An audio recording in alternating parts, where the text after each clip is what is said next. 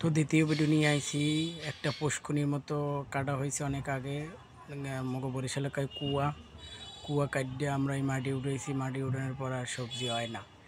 এত স্যারেরে কইছি যে স্যার এটা মাটি কাটতেন না, কাটলে মাটি ভালো হবে না, লাল মাটিতে সবজি হয় না। তো মগ কাকা এই যে অনেক কিছু লাগাইছে, কলা গাছ, তারপরে যে সাজনা গাছ, তারপরে যে পেঁপে গাছ, তারপরে যে বেগুন গাছ, তারপরে যে কলমি শাক, তারপরে যে পুঁই শাক। তো আমাদের ভিডিওটা সবাই একটু দেখবেন। এই যে সাজনা গাছ কাটিয়ে সবাই দিয়েছে, আমার কাকায় অনেক কষ্ট করে এখানে, তো স্যারে অনেক সাপোর্ট দেয়। তো আমাদের ভিডিওটা সবাই একটু দেখবেন, লাইক কমেন্ট শেয়ার করবেন, ফলো দিবেন। এই যে কাজে সারাক্ষণ কাজ করতে থাকে। তো আমি আমার বাবা কাকাকে বলছি, মানে আমি বাবাও ডাকি মাঝে মাঝে, ওই আমার বাবা ডাকে।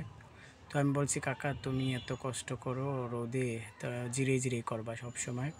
তো আমি একটু হঠাৎ করে চলে গেছি। চলে যাওয়ার পর আমার বলছে একটু লতায় বাগানে যাই। এই যে কলা, সবরি কলা না, এটি এসে যাইয়া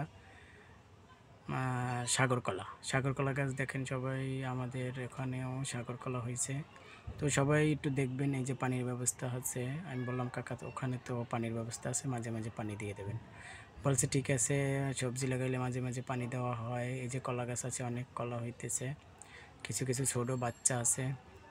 তো অনেক জঙ্গল ছিল, তো আস্তে আস্তে জলা করতেছে বাবাই। তো আমাদের কাকার জন্য দোয়া করবেন। আমার ভিডিওটা সবাই একটু শেষ পর্যন্ত দেখবেন, লাইক কমেন্ট শেয়ার করবেন, ফলো দিবেন। তো আমরা যেন ভালোভাবে আগাইতে পারি, এর জন্য সবাই একটু সাপোর্ট দিবেন। এই যে দেখতেছেন বাগান, অনেক বড় বাগান, এ জায়গা অনেক মানে নিচা ছিল।